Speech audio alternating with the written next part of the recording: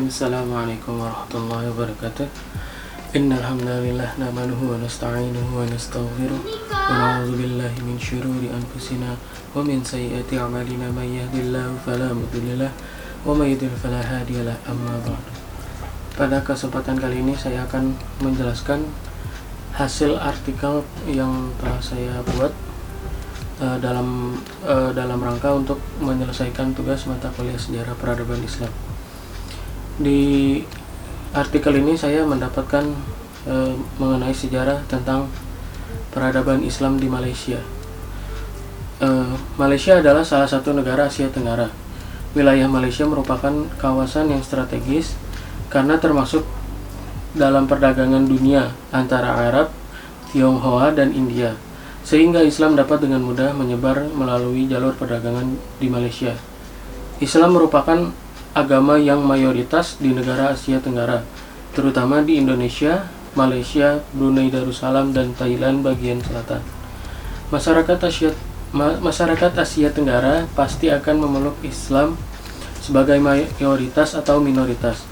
Salah satu topik yang dibahas dalam artikel ini adalah Malaysia. Malaysia adalah negara yang dengan mayoritas populasinya Muslim. Islam dapat beradaptasi dengan lingkungan dan budaya adat istiadat negara atau daerah sasaran dalam penyebaran agamanya. Begitu pula dengan proses penyebaran di Malaysia. Raja terdahulu yang pertama kali memimpin Malaka atau yang sekarang lebih dikenal dengan Malaysia adalah raja yang pertama kali beragama Islam dan langsung menyebarkan agama Islam kepada penduduknya secara top down. Adapun rincian mengenai berbagai macam faktor, kebijakan, peradaban, dan tokoh-tokoh dalam berkembangnya agama Islam di Malaysia akan dijelaskan dalam artikel ini.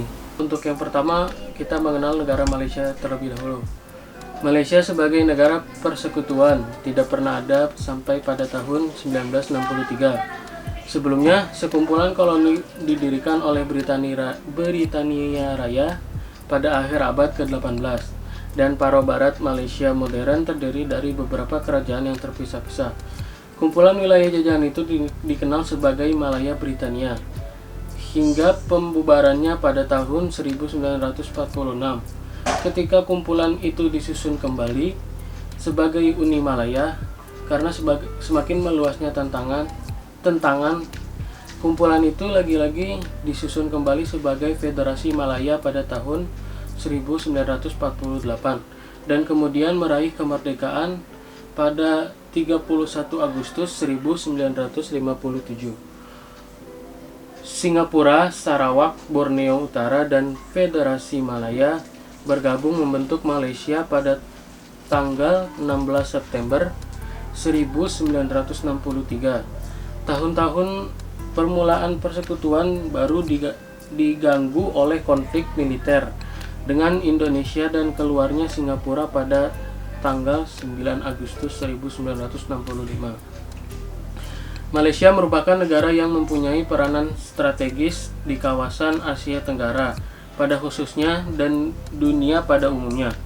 Di samping berada pada kedudukan geografik yang menjadi laluan perdagangan antara bangsa sejak zaman dahulu, negara Malaysia adalah negara yang berkembang dan masih digolongkan pada negara yang berpenghasilan menengah ke bawah. Tetapi beberapa sektor mendapat prestasi dunia yang telah dicapai Malaysia, yaitu rekor kembar Petronis tertinggi di dunia. Selain itu, posisi mata uang ringgit cukup tangguh. Terletak di semenanjung Malaka, Asia Tenggara, Malaysia yang ibu kotanya Kuala Lumpur mempunyai luas wilayah sebesar 332.370 km persegi atau 2,5 kali Pulau Jawa. Sebagian besar wilayahnya mempunyai luas wilayah berada di 1036 km menyeberangi Laut Cina Selatan, tepatnya di utara Pulau Kalimantan, dan lainnya ada di Pulau Penang. Selanjutnya yaitu masuknya Islam ke negara Malaysia. Islam sebagai agama yang penyebarannya menyesuaikan dengan keadaan negara atau daerah yang ada, menimbulkan banyak pendapat tentang bagaimana proses Islam menyebar di beberapa negara. Begitu pula yang terjadi pada sejarah masuknya Islam ke negara Malaysia. Timbul perbedaan pendapat berdasarkan faktor sejarah yang kemungkinan terjadi di masa lampau. Perbedaan pendapat tersebut telah disimpulkan menjadi beberapa faktor sebagai proses masuknya Islam ke Malaysia. Yang pertama yaitu faktor perdagangan. Sebelum masuknya Islam ke negara Malaysia, Malaysia berada di jalur yang strategis untuk perdagangan dunia yang menghubungkan kawasan di Arab, India, dan Cina. Maka tidak heran negara Malaysia menjadi tempat untuk bertemu berbagai keyakinan dan agama yang berinteraksi secara kompleks. Faktor ini yang sangat sering digunakan para penyebar agama Islam di berbagai negara. Menurut Profesor Dr. Hamka, dalam faktor perdagangan ini timbul 3 asumsi, yaitu yang pertama, tarikh. Sebenarnya Islam masuk ke Melayu. Pendapat yang beliau kemukakan yaitu agama Islam diperkenalkan pada awal abad Hijrah atau abad ke-7 Masehi. Kemudian pendapat ini merujuk sumber Cina dan pendapat T.W. Arnold tentang penyebaran agama Islam oleh pedagang-pedagang Arab, dan sudah semestinya orang Arab yang memeluk agama Islam akan menyebarkan agama tersebut di kawasan mereka menjalankan kegiatan perdagangan. Dan disimpulkan bahwa Islam masuk ke Malaysia pada abad pertama Hijrah yang dibawa oleh para pedagang India, Persia, dan Arab melalui proses berbaur dengan adat dan budaya masyarakat sehingga mudah diterima. Kemudian yang kedua ada proses penyebaran Islamnya. Menurut T.W. Arnold, para penyebar agama Islam tidak menyebarkan Islam melalui kekerasan dan mereka juga tidak menguasai hak-hak penguasa tempatan untuk menguasai wilayah tersebut. Mereka memanfaatkannya dengan memperkenalkan toleransi antar umat manusia, sehingga penduduk Malaysia yang pada saat itu menganut agama Hindu yang menggunakan sistem kasta, mereka sangat tertarik dan mudah diterima oleh orang Melayu. Kemudian yang ketiga ada penggunaan ajaran mistik atau sufi. Masuknya Islam ke negara Malaysia tidak serta-merta menghapus segala kebudayaan dan tradisi yang telah ada sebelumnya. Para pedagang asing pun telah menetap di bandar-bandar dan kerajaan Islam. Akan tetapi pada abad ke-15 dan 16 meluasnya ajaran sufisme atau mistik Islam oleh para sufi yang berperan sebagai pendorong gerak maju agama. Ajaran mistik Islam ini menemukan banyak titik kesamaan dengan ajaran Hindu yang telah ada dan ternyata mempunyai banyak kesesuaian dengan budaya masyarakat, sehingga unsur tasawuf menjadi dominan dalam proses Islamisasi ini. Kemudian menurut Prof. Dr. Hamka, selanjutnya faktor yang kedua yaitu faktor politik. Pada tahun 1401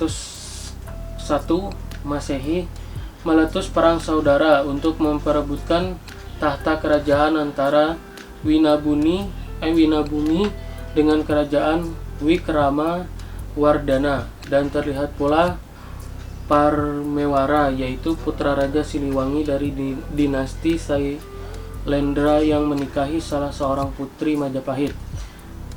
Pasukan yang Parmewara bantu mengalami kekalahan, sehingga ia bersama pasukannya melarikan diri ke Temasek atau Singapura. Karena Parmewara ingin menguasai Temasek, maka ia membunuh pemimpinnya yaitu Tamagi, dan ia berhasil menguasai Temasek. Ketika diketahui peristiwa ini oleh Raja Siam atau Thailand, maka Parmewara dan pengikutnya melarikan diri ke Malaka dan dilantik sebagai penguasa di daerah tersebut dan mendirikan kerajaan Malaka pada tahun 1402 Masehi Pada saat itu Malaka sebagai pusat perdagangan dan datanglah seorang ulama dari Jeddah, yaitu Syekh Abdul Aziz, berhasil mengislamkan Parmewara pada tahun 1414 Masehi atau abad ke-15. Setelah Parmewara masuk Islam, ia mengganti namanya dengan Sultan Megat. Iskandar Shah adalah orang pertama kali di kerajaan tersebut yang memeluk agama Islam. Selanjutnya ia memerintahkan segenap warganya menjadi muslim. Dalam proses islamisasi berikutnya, para sultan memberi dukungan yang besar dengan turut meningkatkan pemahaman tentang Islam dan berpartisipasi dalam pengembangan wacana kajian dan pengalaman Islam. Peran Malaka yang begitu penting dalam upaya islamisasi makin berkembang setelah Sultan Muzaffar Shah yang berkuasa sekitar tahun 1450 Masehi menyatakan Islam sebagai agama resmi kerajaan Malaka.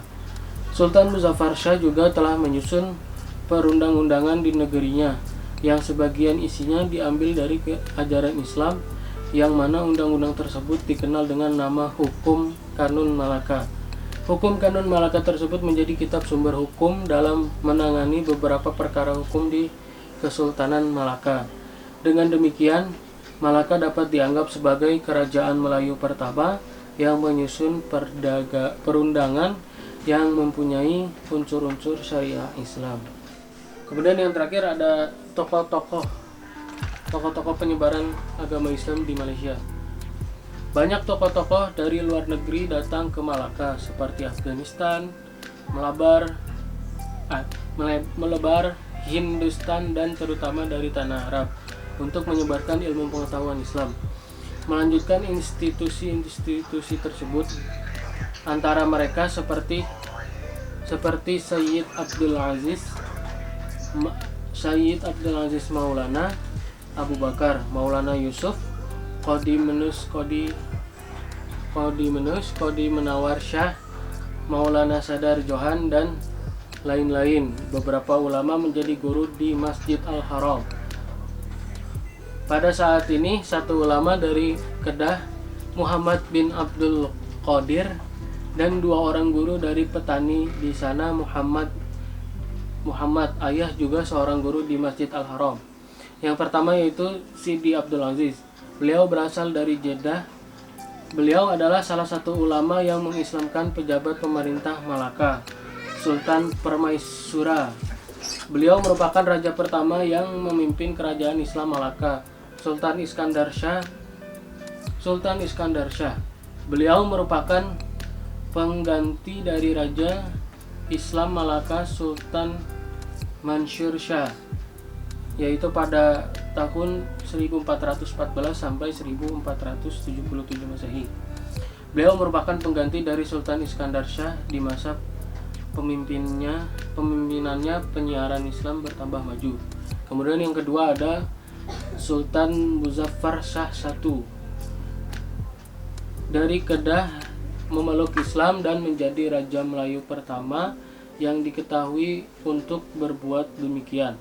Bagaimanapun adalah pemelukan Islam oleh Sultan Megat Iskandar Shah. Sebelum itu dikenal sebagai Parameswara, yang merupakan peristiwa penting dalam pemelukan Islam oleh orang-orang Melayu di Malaysia. Baginda telah memeluk Islam selepas perkawinannya dengan seorang putri dari Pasai. Kemudian yang ketiga ada Sultan